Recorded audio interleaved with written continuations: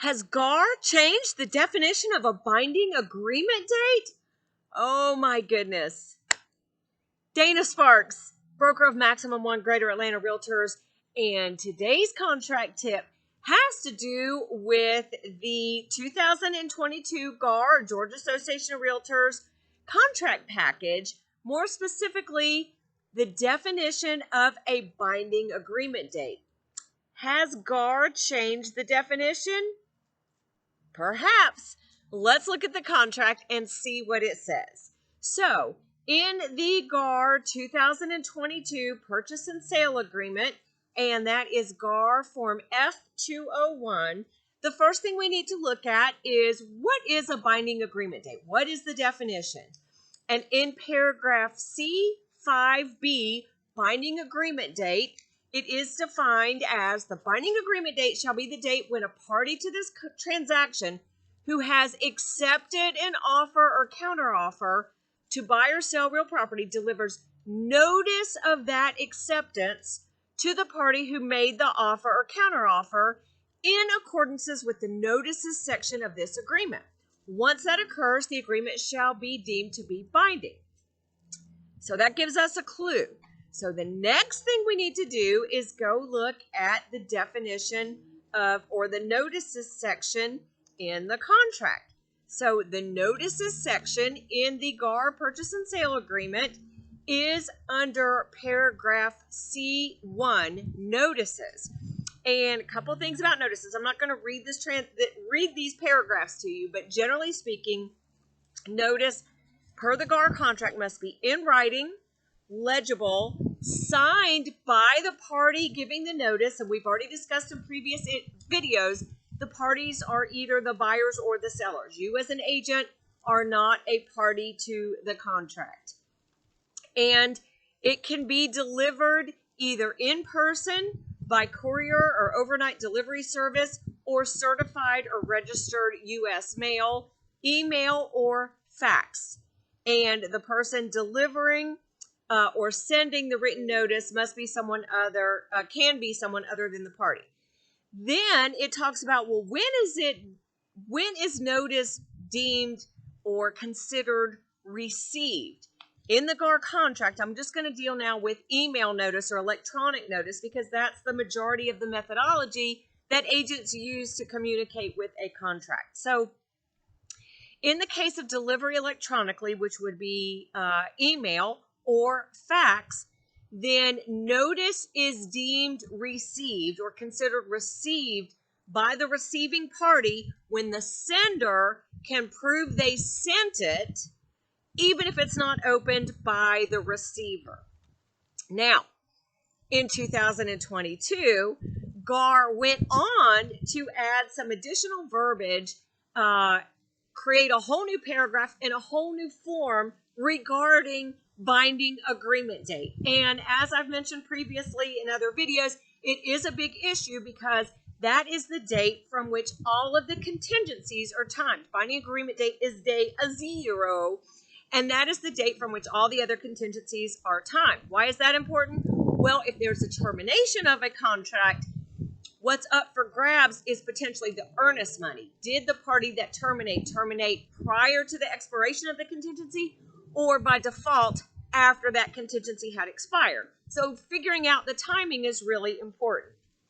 So back to the purchase and sale agreement under GAR, it does go on to state paragraph C4I under no authority to bind, a new sentence to that they added for 2022. It does state that in the event of a dispute over the binding agreement date, it shall be resolved by either a court arbitrator having jurisdiction over the dispute, by written agreement of the buyer or seller, or by the holder in making a reasonable interpretation of the agreement if they're doing a 10-day letter to disperse the earnest money. Then it goes on to state a brand new paragraph, C4K, objection to binding agreement date. If the buyer or seller objects to the date entered in as the binding agreement date, and that would be the date entered in the purchase and sale agreement as the binding agreement date, then within 1 day from receiving notice of the binding agreement date or the bound contract, the party objecting shall send notice of the objection to the other party. The objection shall be resolved by written amendment between the buyer and seller by executing this brand new form, binding agreement date confirmation, and that's form F733. Please see the video that I have done before on this new form. The absence of an agreement on the binding agreement date shall not render this agreement unenforceable. So the parties still are obligated to perform based on the contract. Again, this is just an issue should there be a dispute, should there be a termination of dispute over the disbursement of the earnest money. Now, here's the key thing. The failure of a party to timely object will result in the parties accepting the binding agreement date as entered. That is a key phrase that could potentially change the binding agreement date of a purchase and sale agreement for parties binding under GAR. Let me give you an example to elucidate what I mean by this. And this is an issue that you guys as agents on both the representing buyers and representing sellers need to get squared away and on the same page as soon as you go under contract, rather than waiting until it's an issue and everybody feels that they have a claim to the earnest money upon termination. So let me give you an example. Let's say the buyer writes an offer to the seller. The seller loves the offer. They're gonna accept it with no changes. So the seller signs the offer. Do we have a binding agreement? Nope. We have an accepted agreement. We have one document that has both buyer and seller signatures on it, but it is not yet binding upon the parties. Remember, the definition is notice of acceptance. The buyers over here don't know if they're going to get back a fully executed signed contract or a counteroffer. So it is not yet binding upon the parties. It's accepted over here by the seller, but it is not binding upon the parties because it has not. Notice of acceptance is the definition. So as soon as it is accepted and signed, and then the seller or seller's agent sends it to the buyer or buyer's agent, then it is binding. So at this point, when the party, this was the party making the last offer or counteroffer, and in my example, this is the buyer, once they get notice of acceptance, then it is binding upon the parties. Here's the problem. Here's the issue. Here's the thing you guys need to really, really pay attention to.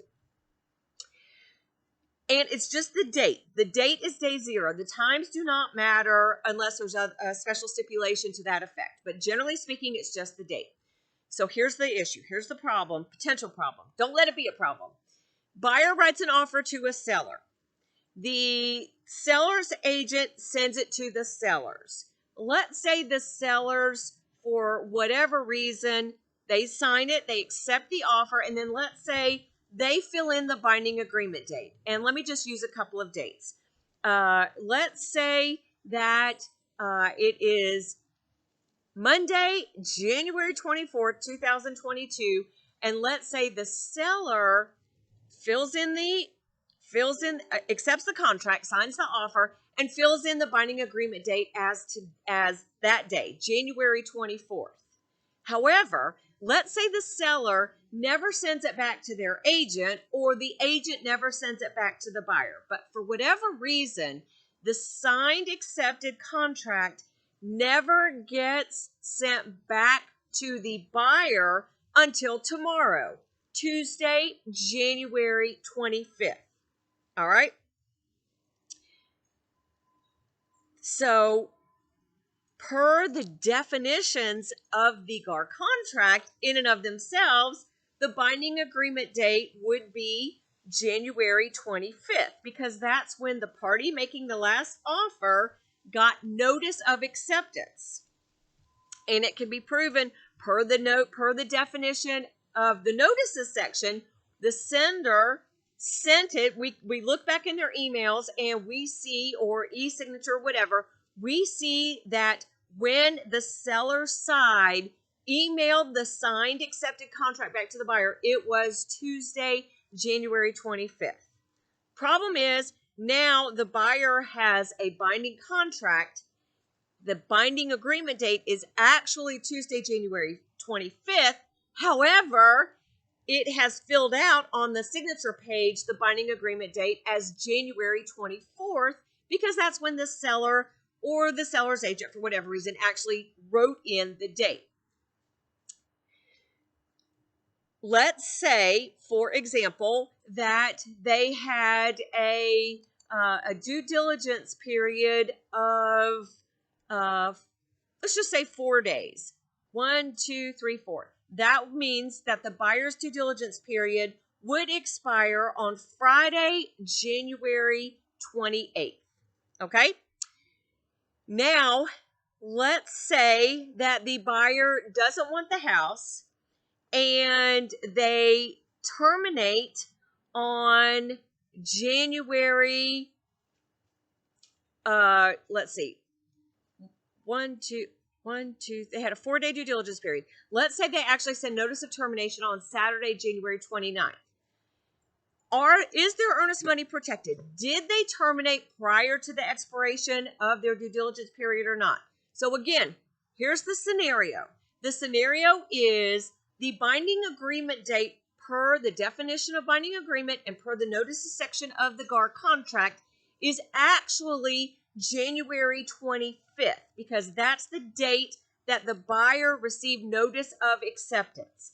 However, the date filled in on the purchase and sale agreement below their signatures has January 24th. They had a 4-day due diligence period. So you would think that their due diligence would expire 4 days from the 25th, which would be Saturday the 29th. However, the seller thinks that their due diligence period expired 4 days from the 24th, which would be the 28th. They sent notice on the 29th. Do the buyers get their earnest money back or not? Well, here is the problem. The problem is that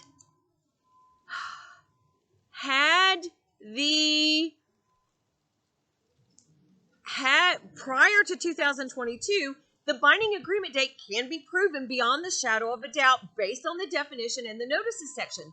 I don't care what date was written in there, it would have been the 25th because that's when the buyer received notice of acceptance per the notices section of GAR. However, within 2022 on the GAR contract, per this brand new paragraph K, here's the thing, that last sentence I read you, the failure of a party to timely object will result in the parties accepting the binding agreement date as entered. So, for all intents and purposes, the buyer's agent received notice of acceptance on the 25th. However, the document was dated as the binding agreement date January 24th. The buyer never lobbied an objection within 1 day objecting to the binding agreement date. Therefore, the contractual binding agreement date in 2022, based on this new paragraph, is now January 24th, even though they didn't receive notice of acceptance until the 25th. Again, because the buyer never lobbied an objection to that binding agreement date and never sent that new amendment, the GAR F733 binding agreement date confirmation amendment. So what's at odds? What's at odds is who gets the earnest money. Did the buyer terminate prior to the expiration of their due diligence or not? Well, if they sent notice of termination on the 29th, in this example, had they not lobbied an objection to the binding agreement date as being January 24th, they're going to lose their earnest money. So just a tip, something brand new in 2022. If you have any questions about this when you go under contract regarding hammering out what the binding agreement date is so that everybody can get on the same page, please get with your brokers to go through this whole process, because once an objection is lobbied, then it does need to be squared away and so that all the parties are on the same page. Woo! Thank Thank you guys so much for watching. Dana Sparks, broker of Maximum One Greater Atlanta Realtors, satisfying your needs with service, innovation, and education. Comment below. What do you think about this? Thank you.